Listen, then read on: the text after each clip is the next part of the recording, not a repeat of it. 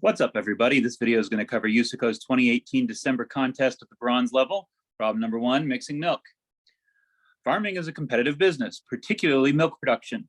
Farmer John figures that if he doesn't innovate in his milk production methods, his dairy business could get creamed. Fortunately, Farmer John has a good idea. His 3 prized dairy cows, Bessie, Elsie, and Mildred, each produce milk with a slightly different taste. And he plans to mix these together to get the perfect blend of flavors. To mix these 3 different milks, he takes 3 buckets containing milk from the 3 cows. The buckets may have different sizes, may not be completely full. He then pours bucket 1 into bucket 2, and then bucket 2 into bucket 3, and then bucket 3 into bucket 1, and then bucket 1 into bucket 2, and so on in a cyclic fashion for a total of 100 pour operations. So the 100th pour would be from bucket 1 into bucket 2. Okay, so let me just draw a picture here. So we got buckets 1, 2, and 3. There's going to be some milk potentially in each of them. They may or may not be full. And we don't know for certain, I guess until we read the data, obviously, whether or not all the milk is going to fit.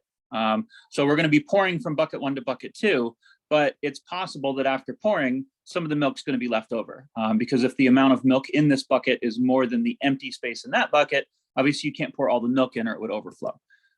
So you pour all of it if possible, stopping if there's any left and leaving it behind.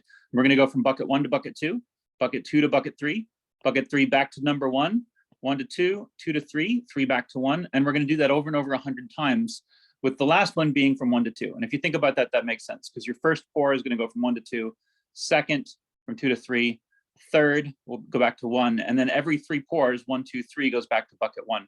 So what's going to happen is you're going to do each of those pours 33 times.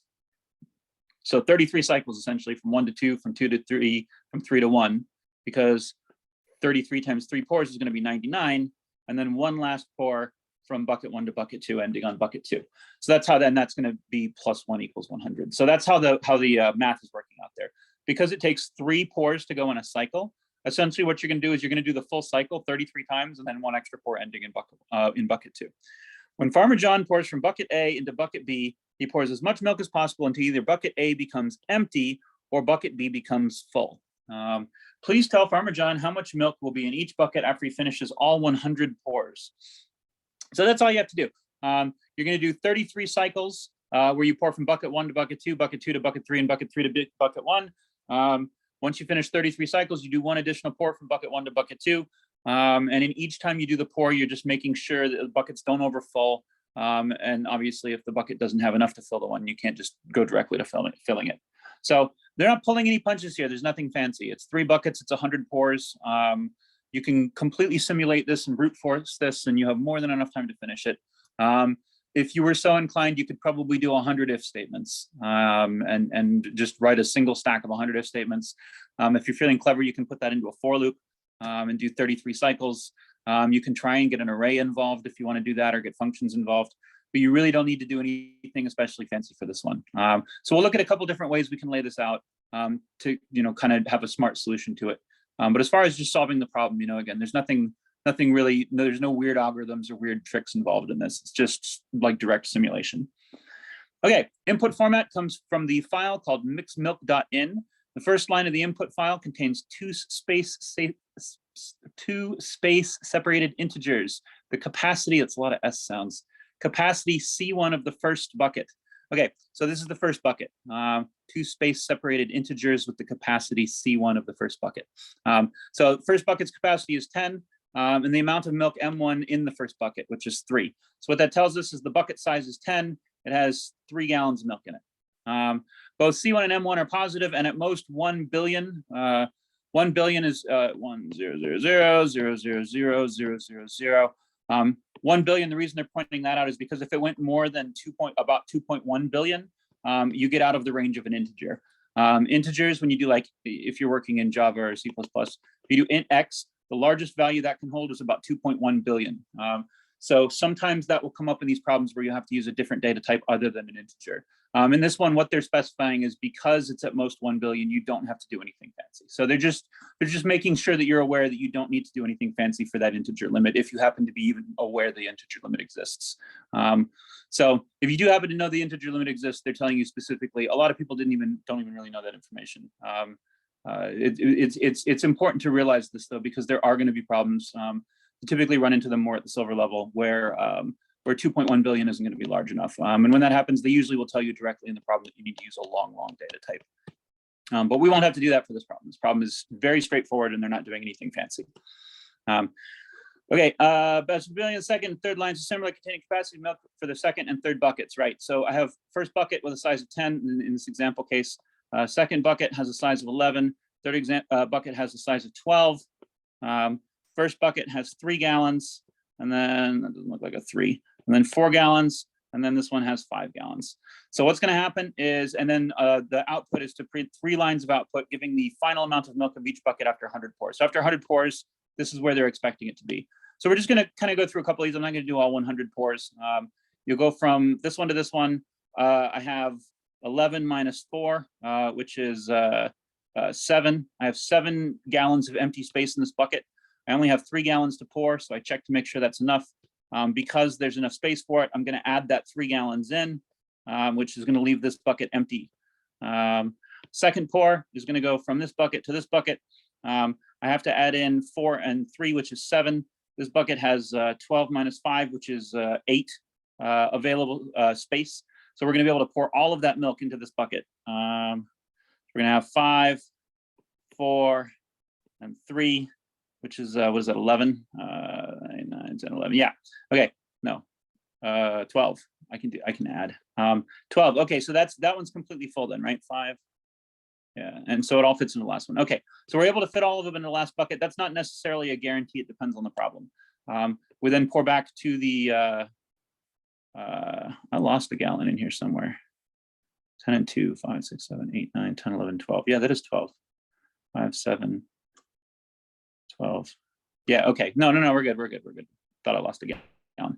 Okay, so we've got 12 in this bucket. We pour it back to the first one. That's going to fill all the way up to the top with 10 gallons of milk, leaving behind only 2 gallons. 2 gallons. I'm living proof you don't have to be good at math in order to do these. Okay, so I got 2 gallons left behind, and I got 10 gallons into here. We're going to pour the 10 gallons into here, 10. And then that's going to be empty again because that'll fit into 11. Pour the 10 gallons into here again. That'll be full up to the top. And in this particular problem, we've noticed a pattern because we've got enough space to move this 10 gallons around in a circle. So it's just going to keep doing that. 10 gallons to here, 10 gallons to here, and so forth. And it says the final pour is going to end on the second bucket. So then your last output here would be 0 gallons in the first bucket, 10 in the second one, because that's where that last pour of 10 went, and then only 2 left in the third one, and that's your output. That pattern, again, is not necessarily going to be the case. That only happened because we were able to get all of the milk into the final bucket. If the final bucket was smaller than the amount of milk that we had cumulatively, for example, let's do a couple other examples here. If I have like a 5-gallon bucket, let's do 3 5-gallon buckets. Let's do 5, 6, 7, just to change it up. 5, 6, 7. If I were to have 4 gallons in this first bucket to start with, and 5 gallons in this bucket. Let's just talk about how that would work. Let's do 4, or I did 5. It's only 5, 6, and 7 gallon buckets. This one has 4 in it. This one has 5 in it. We'll make this one with 6 in it just for giggles. 6. Okay. So what's going to happen here is I've got 4 gallons in this first bucket. When I go to pour into the second bucket, I only have 1 gallon of space here because 6 minus 1 is 5. So that 1 gallon is going to fit into here, which is going to leave 3 gallons behind. And you are going to have situations where this occurs. So now this will be full up to 6. Then we're going to try and pour from the second bucket to the third bucket. That's going to go up to adding 1 gallon, which is going to take 1 gallon away from here, dropping that back down to 5. And then this is going to be up to 7. Then when you pour back to the first bucket, we'll be able to get 2 gallons out of that second bucket. 2 gallons, 2, that's going to leave 5 behind. Make sure we didn't accumulate any milk. Yeah, we're still good. So it's still 4, 5, and 6. So we had 2 pour back into here. So now this first bucket's full. Because there was only 1 available. Yeah, I only had 1 available in each one. Okay, so only 1 gallon of that is going to fit to here. 1 gallon to there, which is going to leave this one at 4 out of 5 because 1 gallon pours over. We're going to pour into this next one. 2 gallons are going to come out of here, which is going to drop this one down to 4. And that's going to be full again. And then I'm only going to be able to pour 1 gallon back. It's going to drop that down to 1.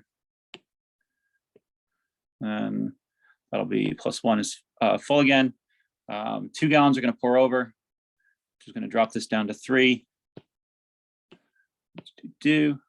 And we had 1 gallon available, so that's going to drop down to 1. So it is kind of making a pattern here. I'm not writing down the numbers as I go, and then that's going to be full again. I'm not writing down the numbers as I go, but we keep alternating the volumes of the 5th and the 6th. So I don't think there's going to be any sort of shortcuts where you go, 2 cycles in and then figure out what the pattern is, because I think the pattern actually can oscillate. So anyway, it's just suffice to do essentially a brute force on this. So the way a brute force essentially is going to work is most likely you're going to have some sort of a for loop. It'll go from 0 to 33. And you're going to just calculate how much, and again, you can have 3 if statements. There's no reason to do anything fancy here.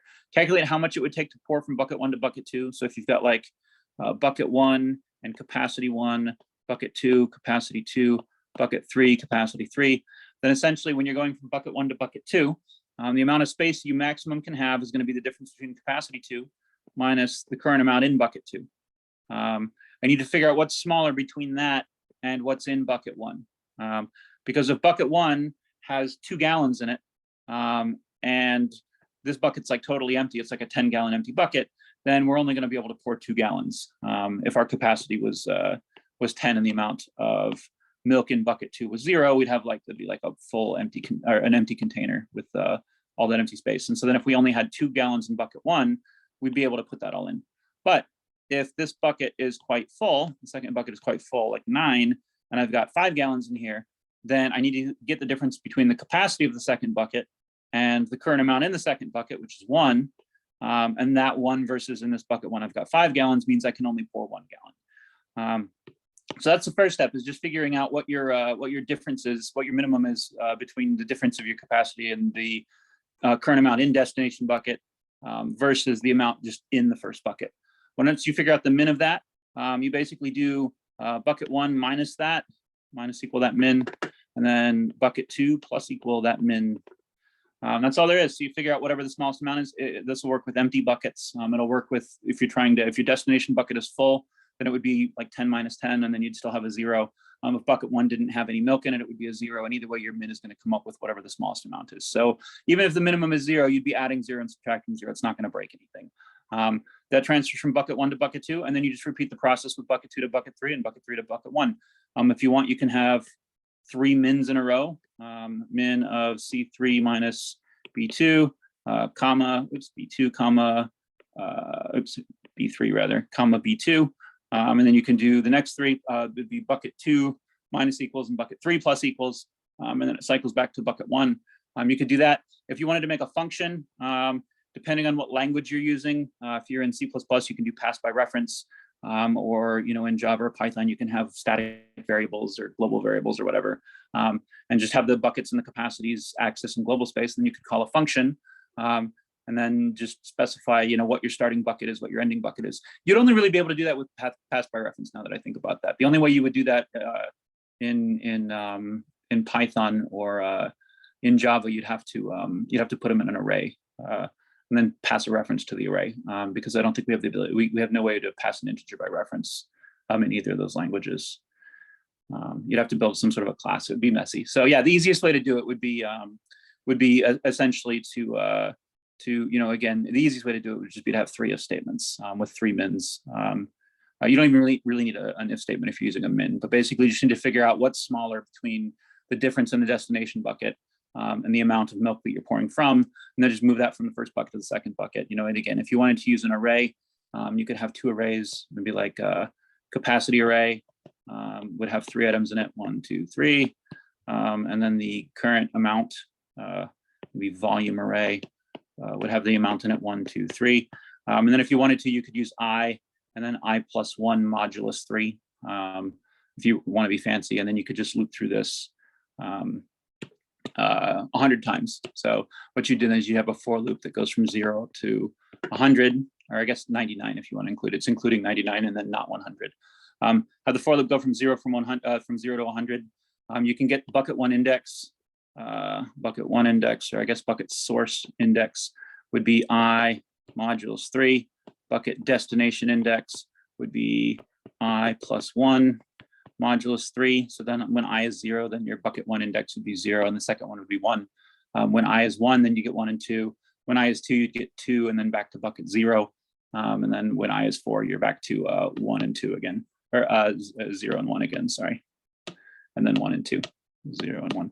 So if you want to use a for loop, and again, this is a fancier approach, but if you want to use a for loop, you can use that plus some modulus to get the indexes and then use arrays.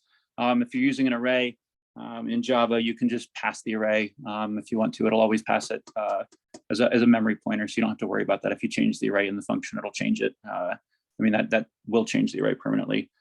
For C++, you might have to use memory pointers for that, or just make it global if you want to keep it simple. Python, I think it's also going to be shared. So if you pass an array to a function and change it in that function, it'll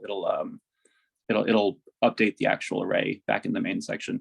That's more of a question on scope. And so this is something that's kind of important to be aware of if you are going to use functions. I'm just going to kind of briefly run through the languages. If you are going to use functions, one thing that's important is to be aware of how scope works.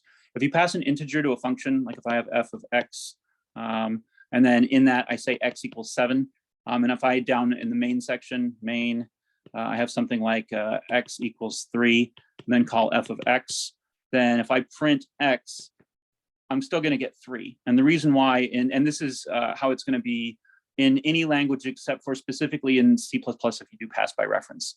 The reason why that's happening is because when you create this new variable x up here, when you call the function, that's actually creating a new variable, which also is called x, but it's creating a new variable in a different frame of reference, and it's setting the value of that variable to 3.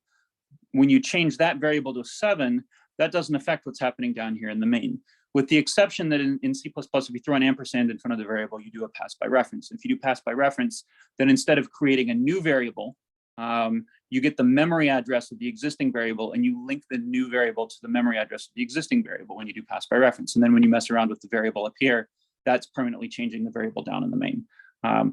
In order to get around that, if you don't want to have to mess with passing by reference, a lot of times what people do is they make things global. So like up the top, and this is, we're talking about C++ here. Up at the top, they'll do like int x. And then when they refer to the function, they don't pass the variable at all. It's just implicit that when you call the function is going to access the x in the global frame. And then when you do the function down here, you'd be only passing the indexes and not actually, so it'd be like index 0 to index 1 or whatever. You would pass those here, but then your array would be up here and you'd be able to access it. So in the case of an array, with C++, you probably just want to declare it in global space. With Java, you may want to just make it static. But with Java, you can pass a primitive array to a function, and if you change it in the function, that change will stick. Whereas with C++, I'm pretty sure it makes a copy. I'd have to double check that. But I'm pretty sure it makes a copy of the array. So then if you do changes to the copy of the array, it doesn't change anything. It certainly does that with vectors. If you pass a vector to a function in C++ and change it inside the function, that vector doesn't change in the main. Whereas if you're using a primitive array or an array list in Java and you pass it to a function and change it, that change is permanent.